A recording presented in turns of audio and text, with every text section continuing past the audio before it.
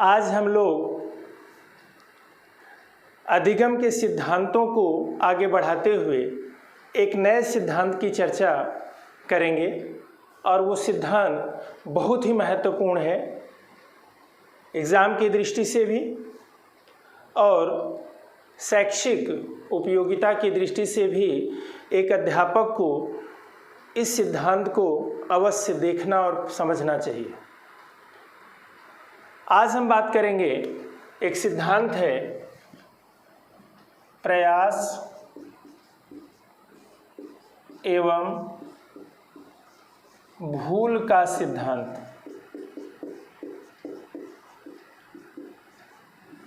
Trial and error theory, E.L. Thorndike ने ये सिद्धांत दिए हैं।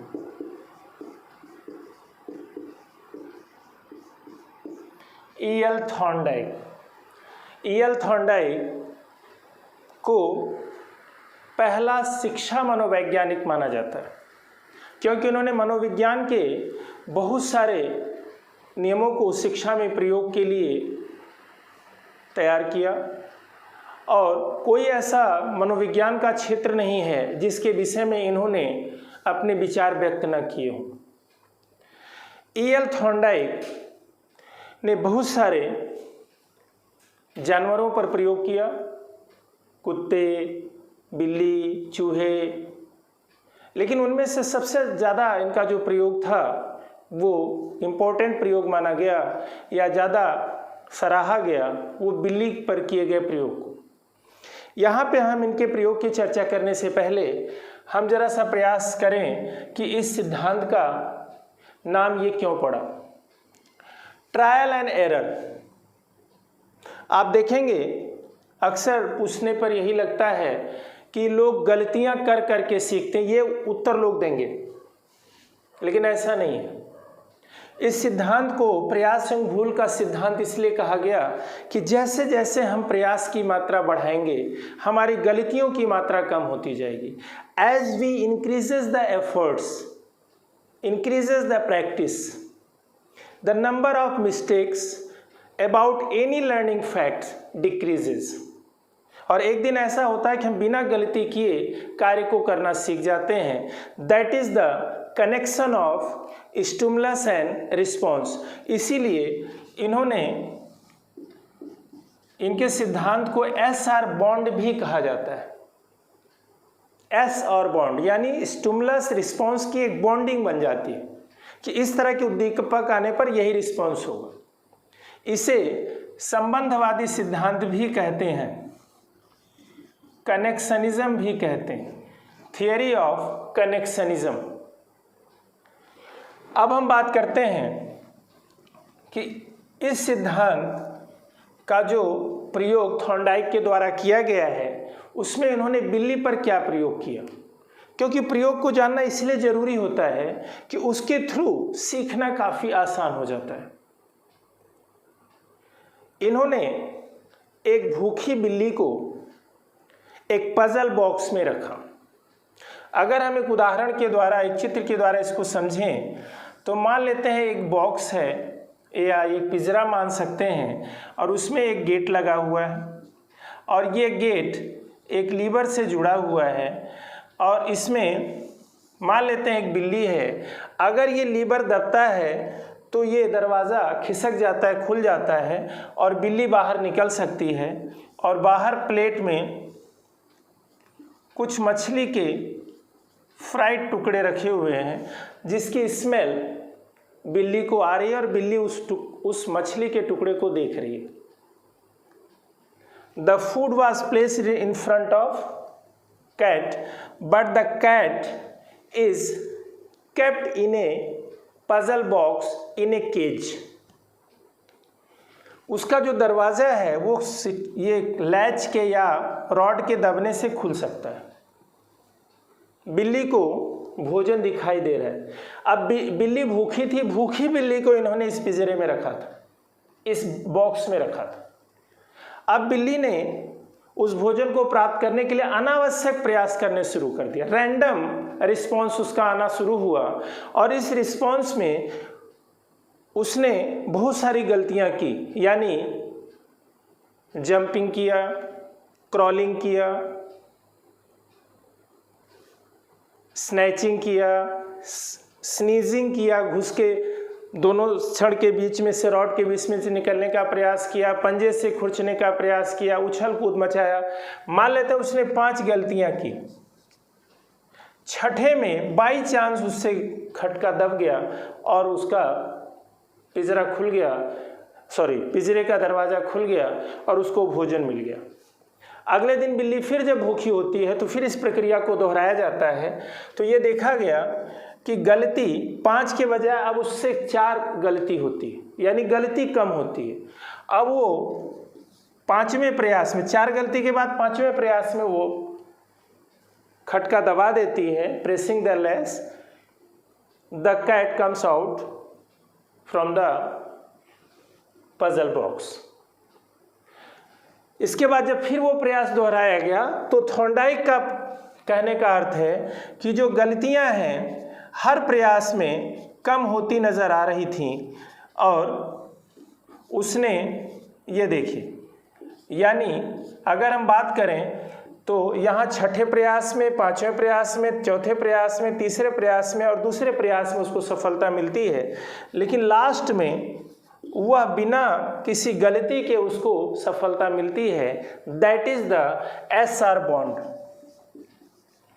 और जब गलती किए बगैर कोई कार्य व्यक्ति करने लगे, कोई जीव करने लगे, it means the stimulus response connection is going to be fixed and the learning behaviour has been completed. इसका अर्थ क्या हुआ कि जब बिल्ली ने पहले 5 गलती की, छठे में उसको सफलता मिली, फिर 4 गलती की, फिर 3, और गलती क्या थी? कूदना, सरिये के बीच से निकलने का प्रयास करना, उसको अपने पंजे से खींचना, काटना, लेकिन उसमें बाई चांस उससे दबता है। तो इस तरह से गलतियां कम होती गईं और एक बार स्थिति ऐसी आती है कि बिल्ली बिना गलती के दरवाज़ा खोलना सीख जाती है, उस केज का, उस पजल बॉक्स का, और उसको भोजन मिल जाता है। तो अब हम देखते हैं, on the basis of this example, this experiment, there are some factors which are very useful, very necessary for the learning.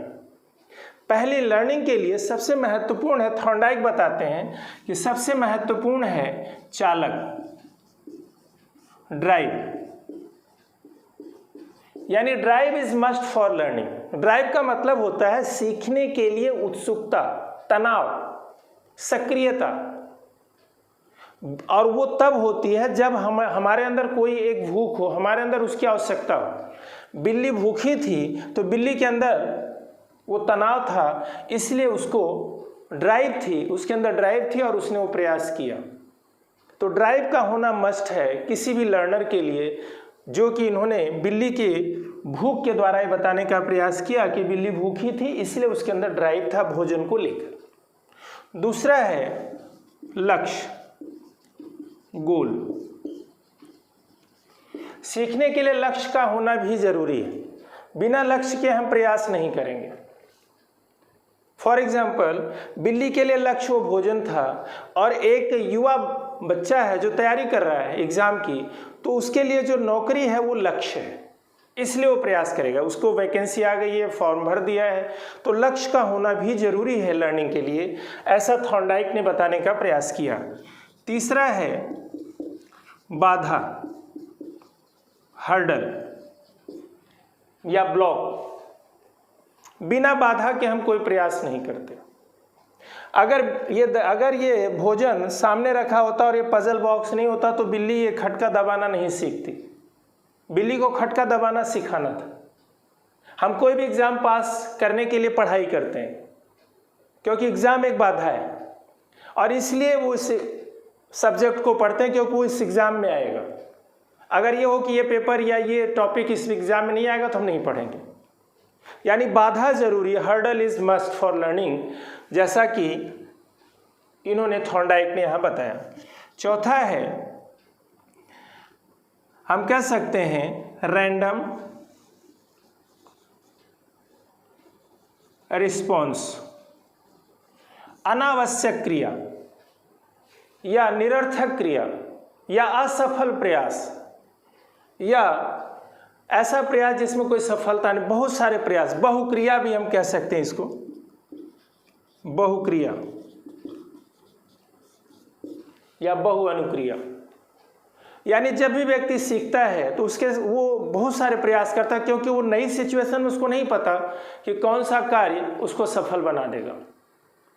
इसलिए बिल्ली ने बहुत सारे प्रयास किए जो कि असफल रहे, लेकिन उसी असफल प्रयासों में से एक सफल प्रयास उसको मिल जाता है। अगला इन्होंने बताया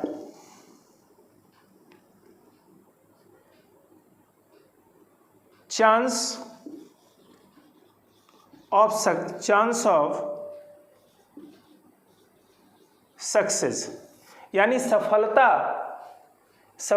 का संबंध हम कह सकते हैं बाई चांस सफलता मिलती है, या चांस बाई हम कह सकते हैं कि लकी या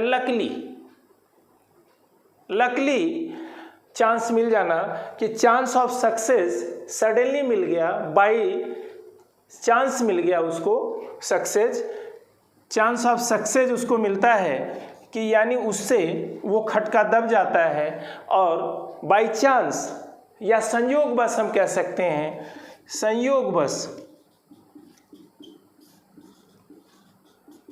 या सक्सेस बाई चांस भी कह सकते हैं, या चांस ऑफ सक्सेस जो है वो सडनली मिलता है, एकाएक मिलता है, बाई चांस मिलता है, बाई चांस उससे खटका दबा और उसको भोजन मिला।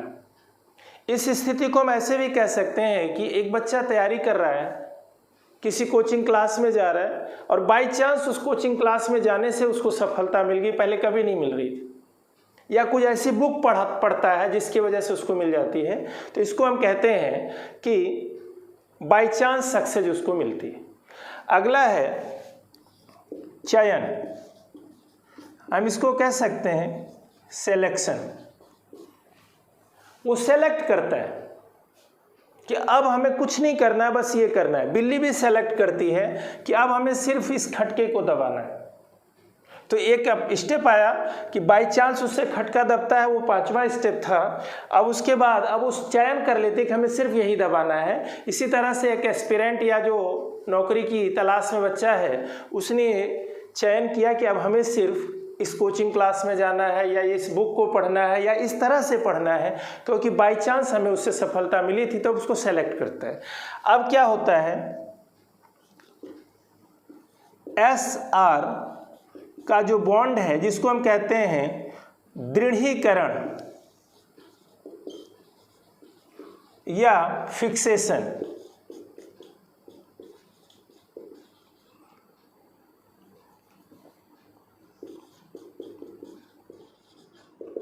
फिक्सेशन हो गया, फिक्स हो गया,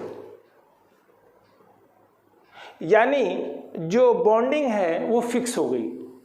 अब उस उद्दीपक के आने पर, वैसी परिस्थिति आने पर वही प्रयास करेगा और उसको सफलता मिलेगी। तो ये 6-7 स्टेप्स हैं जो लर्निंग के लिए इन्होंने माना। इसमें एक खास बात थॉर्नडाइक ने कहा है, उसका जिक्र करना बहुत ज़रूरी है यहाँ पे। इन्होंने कहा कि सीखने में मेंटल एबिलिटी का कोई रोल नहीं, यानी बुद्धि का कोई रोल नहीं है। थ्रू प्रैक्टिस व्यक्ति अटरेंडम सीख जाता है, क्योंकि वो गलतियां कम करता जाता है जैसे जैसे उसके प्रयास की मात्रा बढ़ती है, और इस तरह से उसके सीखने में प्रैक्टिस का ज़्यादा रोल है, एक्सरसाइज का ज़्यादा रोल है, न कि उसके मानसिक डेवलपमेंट का रोल ज़्यादा है। यानी मेंटल डेवलपमेंट का रोल इन्होंने बहुत कम माना है, प्रैक्टिस के रोल को इन्होंने ज़्यादा माना। अब हम बात करते हैं कि थॉर्नडाइक ने जो ये सिद्धांत दिया है, इस सिद्धांत के साथ साथ इन्होंने सीखने के कुछ नियमों का वर्णन किया जो काफ़ी इम्पोर्टेंट है और एग्ज़ाम में बहुत बार पूछा गया है। लॉज ऑफ लर्निंग, सीखने के नियम, या हम कह सकते हैं थॉर्नडाइक्स लॉ ऑफ लर्निंग। चूंकि इसका नाम थॉर्नडाइक्स लॉ ऑफ लर्निंग है, इसीलिए हम ये कह सकते हैं कि इनका संबंध थॉर्नडाइक से है, लेकिन ये सीखने का एक जनरल नियम भी कहा जा सकता है। चूंकि थॉर्नडाइक ने ये सिद्धांत ये नियम बताया, इसलिए इसे थॉर्नडाइक का लॉ ऑफ लर्निंग भी कहते हैं। इन्होंने इसको दो भागों में बांटा। पहला इन्होंने बताया मुख्य नियम, मेन लॉ ऑफ लर्निंग,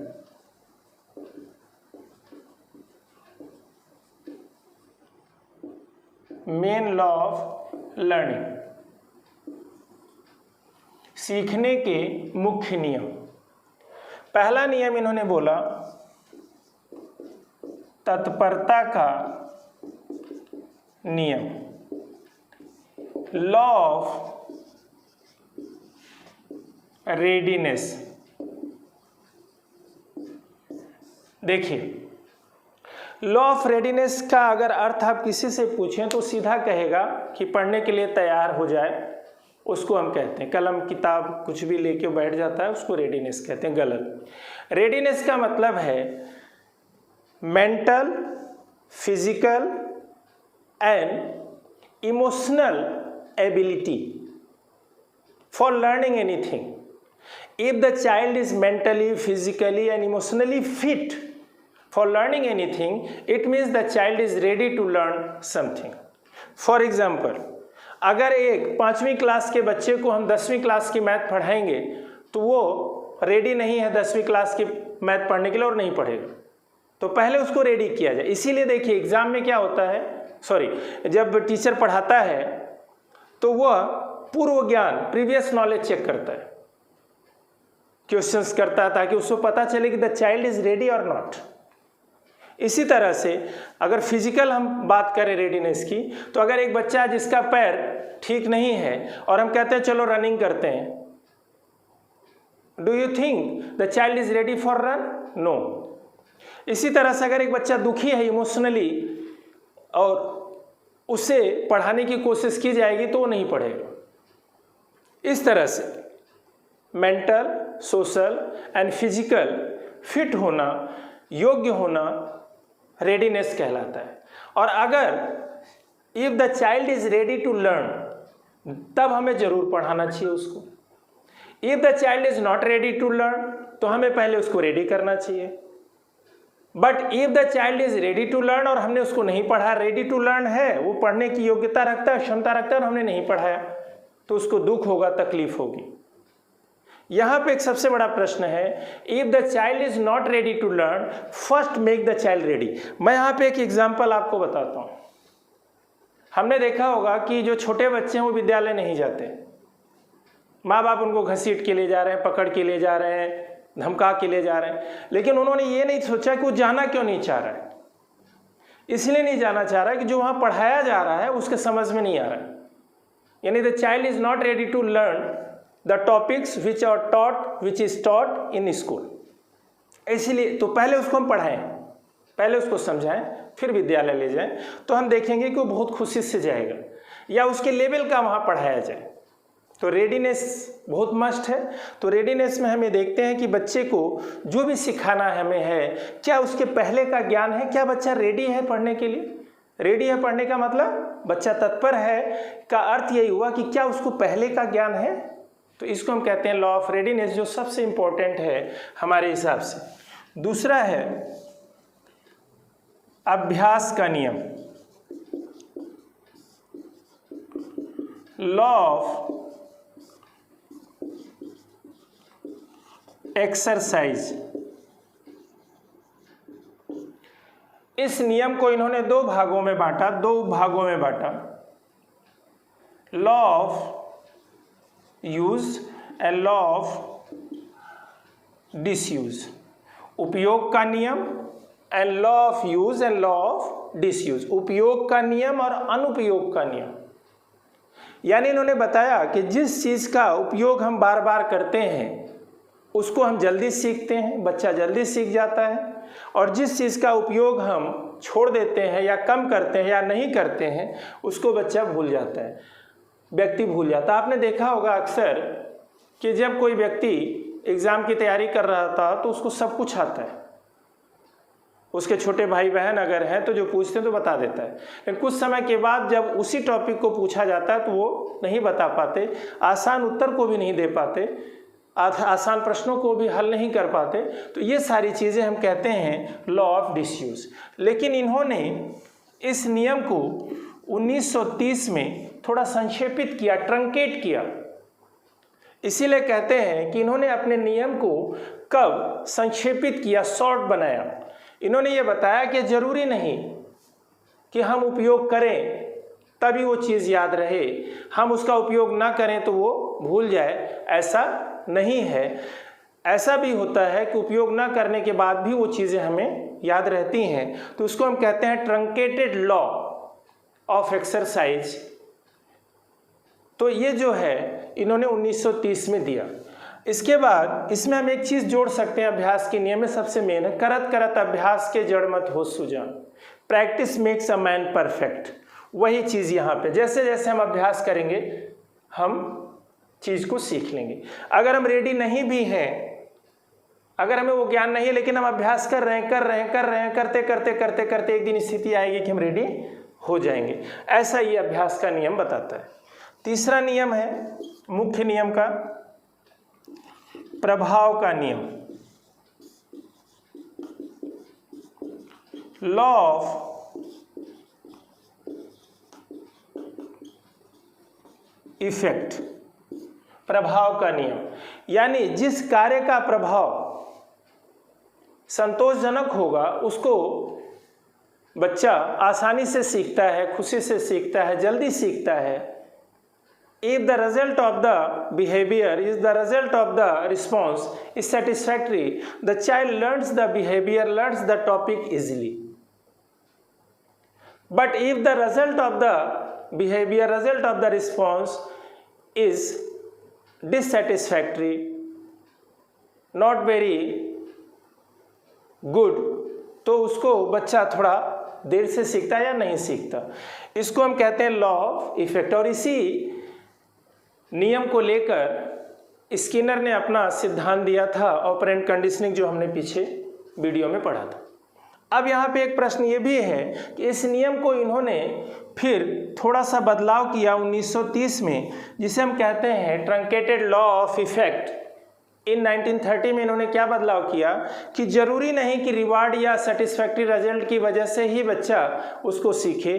कई बार जो पेनफुल या डिससेटिस्फैक्ट्री रिजल्ट होते हैं, यानी पनिशमेंट वगैरह के द्वारा भी बच्चे को सीखने पर असर पड़ता है। तीनों इसको हम कहते हैं ट्रंकेटेड लॉ ऑफ इफेक्ट, जो 1930 में इन्होंने यहाँ भी दिया और इन्होंने 1930 में इसको भी ट्रंकेट किया, संक्षिप्त किया। ये तीनों थे मुख्य नियम। अब हम बात करते हैं सहायक नियम।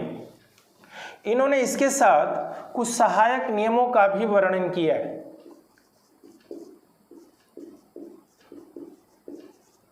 सहायक नियम हम कह सकते हैं सेकेंडरी लॉ ऑफ लर्निंग या सबऑर्डिनेट लॉ ऑफ लर्निंग। इस नियम को थोड़ा सा ध्यान से देखिए।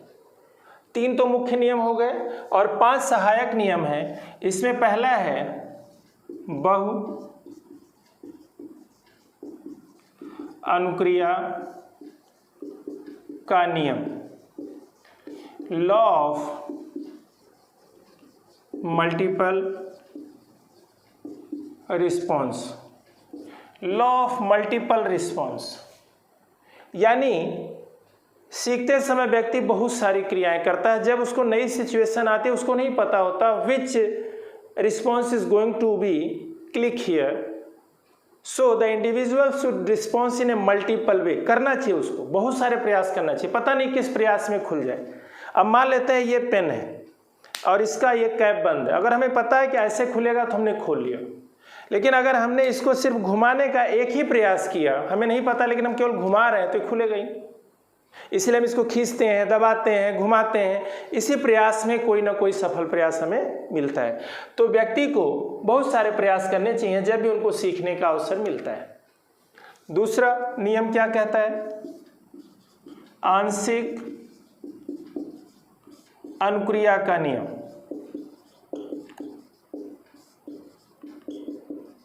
Law of partial response,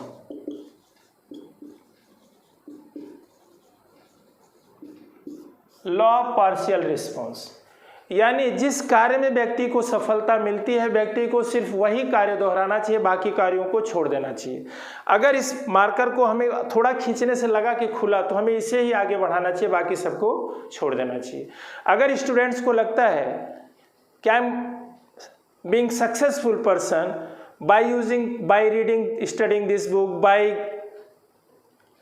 admitting या by the help of this person, तो हमें उसे ही दोहराना चाहिए, बाकी सबको छोड़ देना चाहिए। यानी जिस चीज़ से हमें सफलता मिलती है उसको हमें दोहराना चाहिए, बाकी सबको छोड़ देना चाहिए। इसको हम कहते हैं आंशिक अनुक्रिया का नियम, यानी उसमें से किसी एक अंश को, थोड़े को ही हम दोहराएं, बाकी सबको हम छोड़ दें। बिल्ली ने क्या किया, सिर्फ खटका दबाने वाले को बार बार रिपीट किया, बाकी सारे अपने अनुक्रिया को अपने रिस्पॉन्स को छोड़ दिया। तो ये है लॉ ऑफ पार्शियल रिस्पॉन्स। अब तीसरा है मनोवृत्ति का सिद्धांत,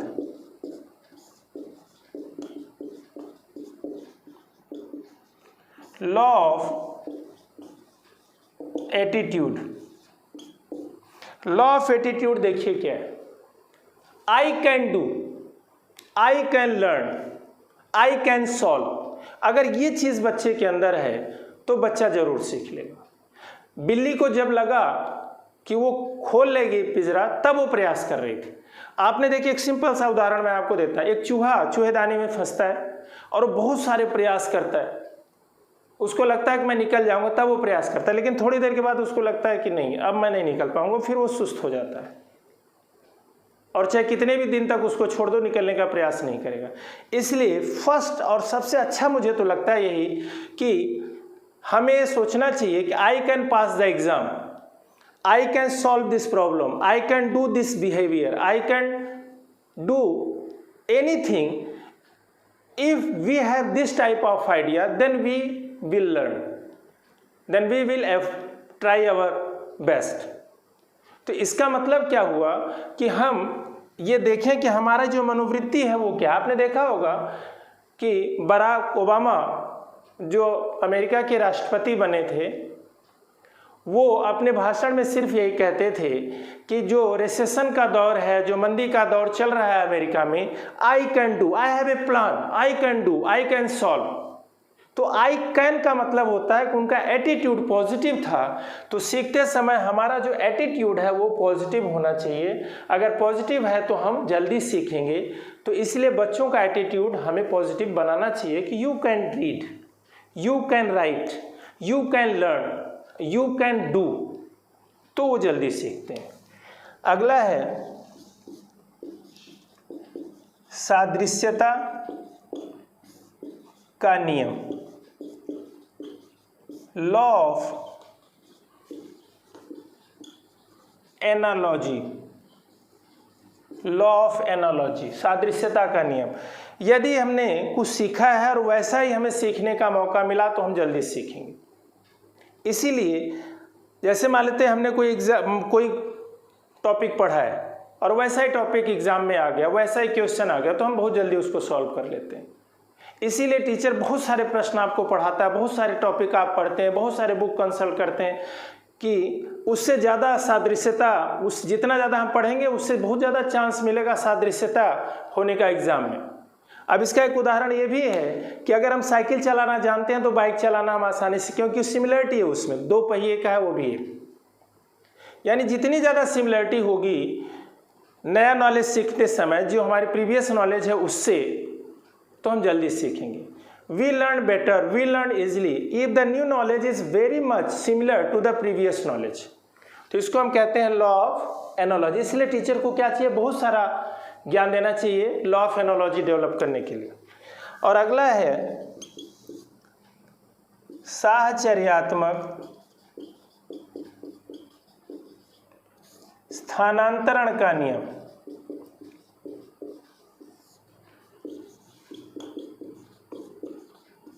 law of associative shifting, law of associative shifting. इसको देखिए बहुत इंपॉर्टेंट है। यहाँ हमने देखा कि अगर आज हमने कुछ सीखा है तो हमें कल मदद करेगा, कल हमारे लिए सहायक होगा, हेल्पफुल होगा, बाद में होगा, दूसरी सिचुएशन में होगा। यहाँ बात करते हैं जब दो या दो से अधिक उद्दीपक एक साथ प्रस्तुत किए जाते हैं तो एक की नॉलेज दूसरे में शिफ्ट हो जाती है। जैसा हमने देखा था पावलोव के क्लासिकल कंडीशनिंग में कि दो स्टिमुलस साथ साथ दिए जाते थे, घंटी भोजन घंटी भोजन, तो जो भोजन पर लार आ रही थी वो शिफ्ट हो गई घंटी पर। आपने देखा होगा कि एक अध्यापक है जो बहुत अच्छा पढ़ाता है तो बच्चे उसको पसंद करने लगते हैं, अच्छा पढ़ाने की वजह से पसंद करने लगते हैं। और अगर वो पसंद नहीं करते बच्चे तो चाहे कितना भी अच्छा पढ़ाए उसको समझ नहीं आएगा बच्चे को। इसको हम कहते हैं लॉ ऑफ एसोसिएटिंग शिफ्टिंग। आपने देखा होगा, इसीलिए अगर एक अध्यापक को ये लगता है कि मेरा पढ़ाया बच्चे पसंद करें तो पहले वो बच्चों की पसंद बने, क्योंकि उसका पसंद और उसका पढ़ाना दोनों एक साथ जुड़ रहे हैं, इसलिए इसको हम कहते हैं एसोसिएटिंग शिफ्टिंग।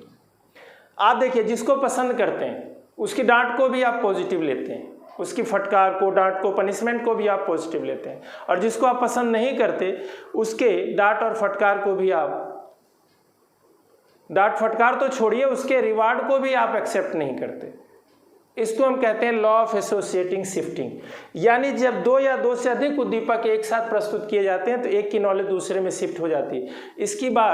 इसका एक उदाहरण मैं और बताता हूं। मान लेते हैं आपके कोई फ्रेंड है, पहले थे, अब उनको आप पसंद नहीं करते, लेकिन उनके साथ जो उनके साथी हैं जिनको आप नहीं जानते, जिनको आप पसंद नहीं करते, उनके साथ रहने वाले लोगों को भी आप पसंद नहीं करते।